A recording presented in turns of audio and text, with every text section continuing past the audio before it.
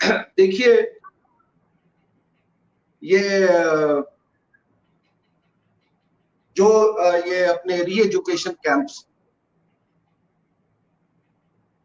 Xinjiang province में YouTube के लिए, वहां पर कोई थोड़ी इनको शिक्षा, उनको कोई रिवीजन कोर्स कराया जा रहा है इस्लाम का या कुरान का, या ये बताया जा रहा है कि देखो कुरान में ये नहीं, असलियत में ये लिखा है। री एजुकेशन कोई रिफॉर्म, उनको कोई रिफॉर्मेशन नहीं है सर। उनको उनका जो पर्पस है वो बिल्कुल क्लियर है कि अभी तक जो आपके दिलो दिमाग पे जो भी आप इस्लाम के प्रति जो आपकी भावना थी, उस भावना को आप फर्ज करें, उसको अपने अंदर से निकालें, और जो कम्युनिस्ट पार्टी ऑफ चाइना की जो जो सोच है उस मुताबिक अपने आप को ये ढाल ले। बहुत सिंपल सी बात। उसके खिलाफ ना कोई तालिबान बोल रहा है, ना पाकिस्तान बोल रहा है, उन्होंने समर्थन कर दिया। और देखिए फिर आप, मैंने जैसा कहा कि तालिबान क्या आगे क्या करता है वो देखिए। तो देखिए, जब हम बात करते हैं अफगानिस्तान की, तो जो हमारे आज जो सुनने वाले जो दर्शक हैं हमारे साथ जुड़े हुए हैं, मैं उनको बता दूं कि ये स्ट्रेटेजिकली एक बहुत ही अहम एरिया है। अगर आप ये पूरे भूगोल देखें दुनिया का, तो ये बहुत ही स्ट्रेटेजिकली इम्पोर्टेंट है। और आज ये इसलिए इम्पोर्टेंट है कि अगर आप देखें तो एक तरफ सेंट्रल एशिया है, energy rich, mineral rich, gas reserves, oil reserves. Dick Cheney ने कहा था कि दुनिया में अगर कोई सबसे बड़ी डेवलपमेंट हुई है इस शताब्दी में, वो है energy reserves in the Caspian सी।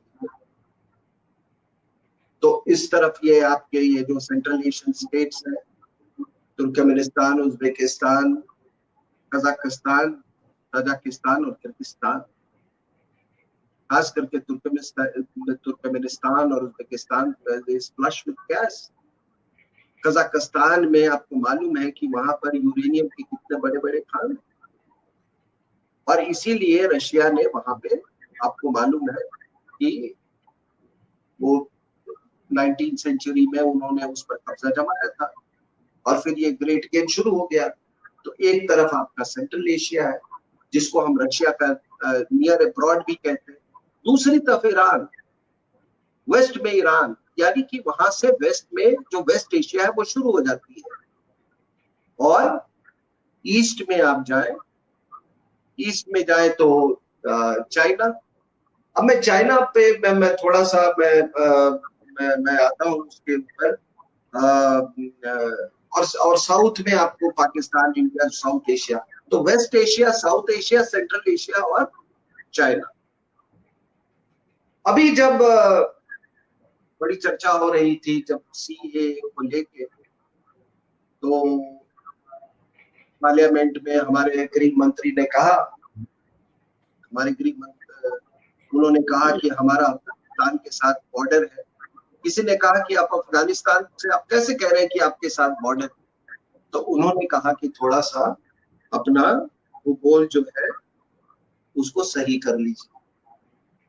और बहुत कम, बहुत बहुत हिंदुस्तान के लोगों को ये मालूम नहीं है कि हमारा अफगानिस्तान के साथ भी बॉर्डर है।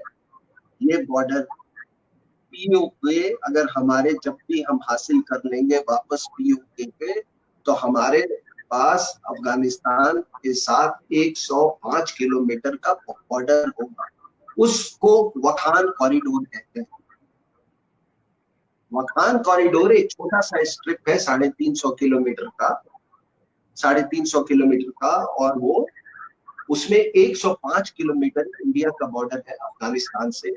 ये करीब आपको ये 65 किलोमीटर, 65 से 13 किलोमीटर ये चौड़ा है और 350 किलोमीटर लंबा है। तो ये वखान कॉरिडोर, अगर ये जब 1947-48 का युद्ध नहीं होता और ये वखान कॉरिडोर हमारे पास होता, तो वखान कॉरिडोर हमारी बॉर्डर होती अफगानिस्तान के साथ। तो कृपया जब भी नक्शे को देखें या नक्शे के बारे में कल्पना करें भारत की, तो ये जरूर अपने जहन में लाए रखें कि आपका अफगानिस्तान के साथ बॉर्डर है। और चूंकि किसी कारणवश, उस कारण में मैं नहीं जाना चाहता कि क्योंकि पाकिस्तान में अभी उनके पास है, इसलिए हमारा अफगानिस्तान से कोई अभी बॉर्डर नहीं है, लेकिन जैसे ही वो हासिल होता है हमारा बॉर्डर होगा अफगानिस्तान के साथ। तो ये चीज हमारे गृह मंत्री ने बड़े खुले शब्दों में उन्होंने पार्लियामेंट में इस बात को रखा।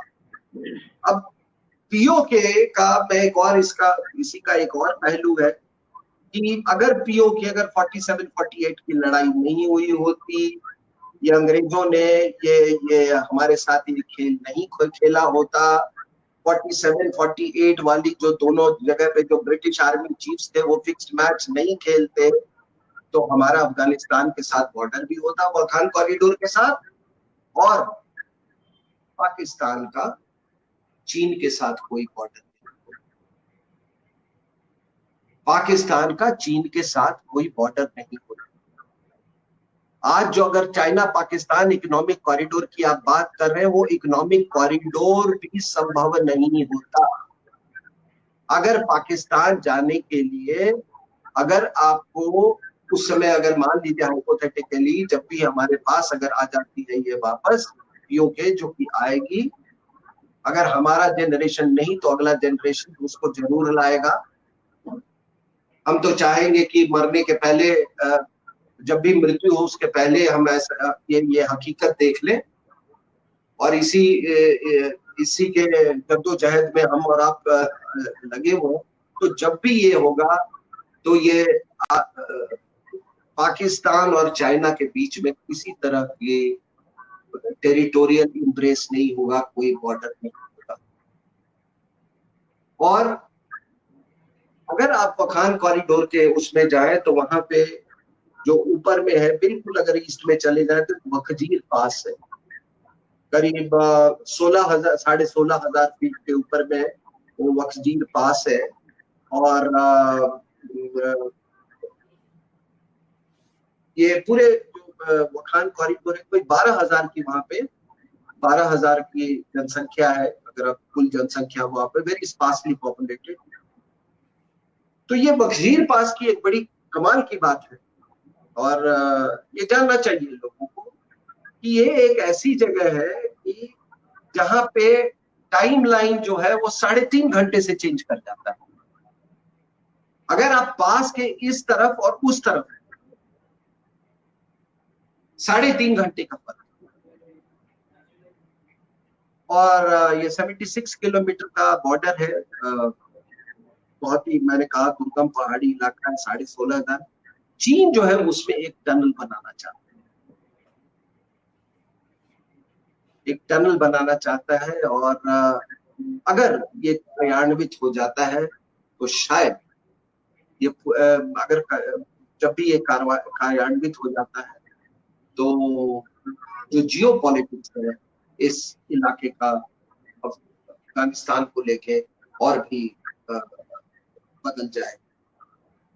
तो ये है इसका। और जब मैं आपको बात बता रहा था कि किस तरीके से स्ट्रेटेजिकली सामरिक रूप से कितना अहम है अफगानिस्तान, तो मैं ये भी बता दूं कि इनका कोई अगर वो वखान वाला अगर मैं नहीं होगी तो हमारा वो हिस्सा में 2,400 किलोमीटर पाकिस्तान के साथ बॉर्डर है अफगानिस्तान का।